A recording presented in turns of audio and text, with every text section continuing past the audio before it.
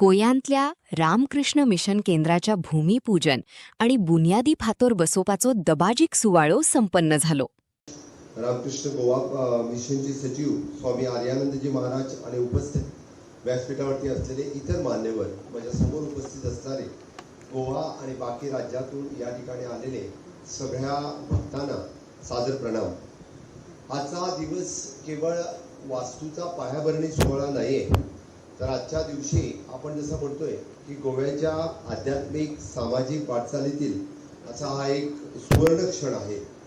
स्वामी विवेकानंदाच्या पदस्पर्शाने पावन झालेल्या ह्या गोमंत भूमीमध्ये रामकृष्ण मिशनच्या माध्यमातून एक नवीन सेवा कार्याला आरंभ होत आहे. आज मला खरोखरच मुख्यमंत्री म्हणून खूप आनंद होत आहे, कारण स्वामी विवेकानंद इथं येऊन गेली कित्येक वर्ष झाली असेल, पण त्या पद्धतीने रामकृष्ण मिशनचं कार्य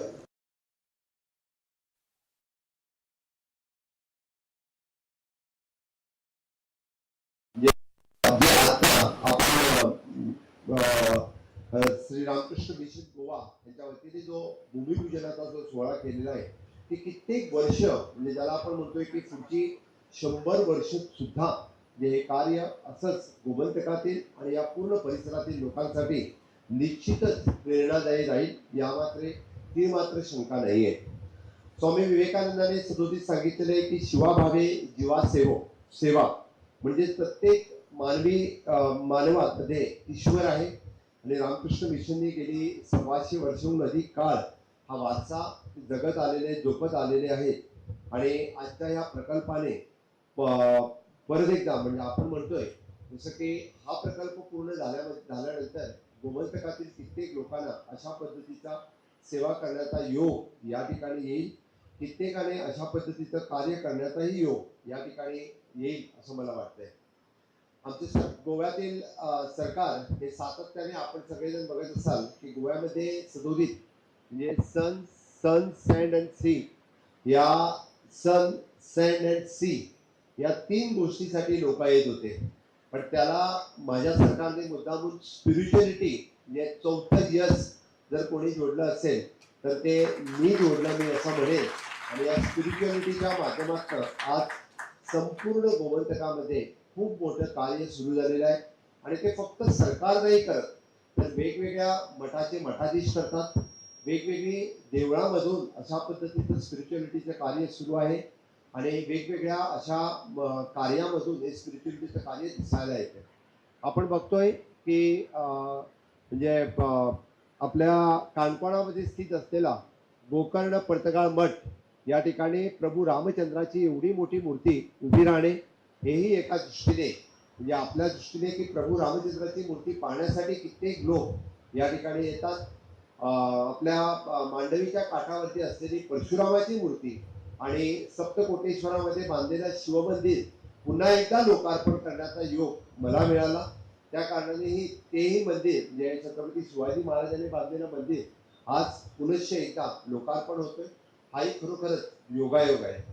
आपण बघतोय की सोमनाथ मंदिर हे गुजरातमध्ये ज्याला गेली 75 वर्ष पूर्ण होत आहेत पुनर्बांधणी करून, आणि त्याचं आज म्हणजे आजच्या या दिवशी म्हणजे पूर्ण देशभर खरोखरच कार्यक्रम सुरू आहेत. कारण सोमनाथ पर्व म्हणून कार्यक्रम सुरू आहेत आणि त्याच सोमनाथ पर्वाच्या निमित्तामध्ये गोव्यामधला प्रमुख कार्यक्रम हा फर्मागुडीवरच्या आपल्या ओल्ड गोव्यामधल्या गोवेश्वर टेम्पल म्हणजे नरेंद्र महाराजांनी जे गोवेश्वर टेम्पल या ठिकाणी सुरू केले, त्या गोवेश्वर टेम्पलामध्ये आज हा सोमनाथ पर्वाचा कार्यक्रम या ठिकाणी होतोय. अशा पद्धतीने सातत्याने गोव्यामध्ये वेगवेगळी कार्य सुरू आहेत. आपण म्हणतोय की गोव्याची अजून एक नवी ओळख म्हणजे स्वयंपूर्ण गोवा. स्वयंपूर्ण गोवा ही ओळख म्हणजे भारतासमोर ठेवण्याचा प्रयत्न मी केला. त्या निमित्ताने गोव्यातील प्रत्येक गोवेकरी हा स्वयंपूर्ण व्हावा. ॲग्रिकल्चर सेक्टरमध्ये, हॉर्टिकल्चर सेक्टरमध्ये, डेअरी आणि फार्मिंग सेक्टरमध्ये तो स्वयंपूर्ण व्हावा या दृष्टीने प्रयत्न सुरू आहेत. कित्येक लोकांनी म्हणजे विशेष करून फक्त शेतकरी वर्ग नाही तर युवा वर्गही या कार्यामध्ये खूप मोठ्या प्रमाणामध्ये या कार्यात सहभागी झाला आणि स्वयंपूर्ण गोवा हा आपण कार्यक्रम या ठिकाणी करू शकलो.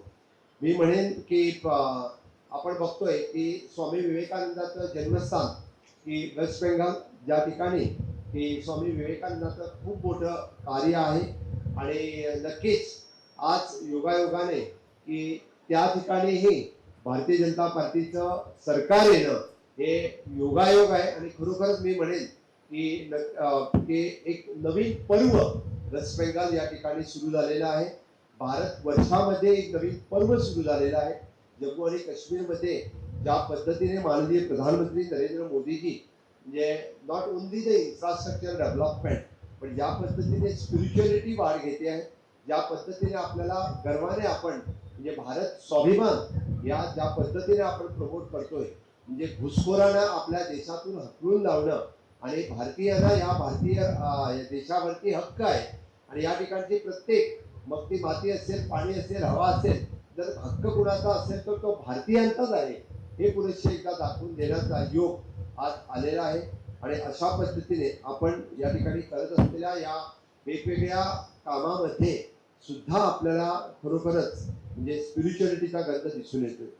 या ठिकाणी हा प्रकल्प जो उभा राहतोय हा प्रकल्प 7 कोटीहून जास्त पैसे या खर्च होणार आहेत. मला माहिती आहे की दातृत्व भावनेने लोकांनी दिलेल्या पैशातनं हा मठ हा इथं उभं राहणार आहे आणि नक्कीच मी म्हणेन सरकारकडून जशी या मठाला मदत होईल तशी आमच्याकडून मदत मी करण्याचा माझा प्रयत्न असेल. ते नक्कीच म्हणजे यापुढेही जे जे काही सहकार्य आमच्या सरकारकडून करण्याची ग्वाही मी देतो आणि नक्की यापुढेही अशाच पद्धतीने एक अखंड कार्य म्हणजे ह्या मठामार्फत गोमंतकीयांसाठी आणि बाहेर सगळे या ठिकाणी येणाऱ्या लोकांसाठी सदोदित कार्य चालू राहील असं मी म्हणेन. आणि नक्कीच परमपूज्य स्वामी सुवितानंदजी महाराज यांचं आपल्याला मार्गदर्शन लाभेल. त्यांच्या मार्गदर्शनाखाली आपण सगळेजण कार्यरत राहू. पुनश्च एकदा मी आपल्या सगळ्यांना म्हणजे आजच्या दिवसाच्या खूप खूप शुभेच्छा देतो आणि मी म्हणेन की पुढच्या 100 वर्षासाठीचा फाउंडेशन स्टोन पुढच्या 100 वर्षासाठीचा गोव्यातील म्हणजे सांस्कृतिक दर्शनाचा आणि संस्कृतीचा जो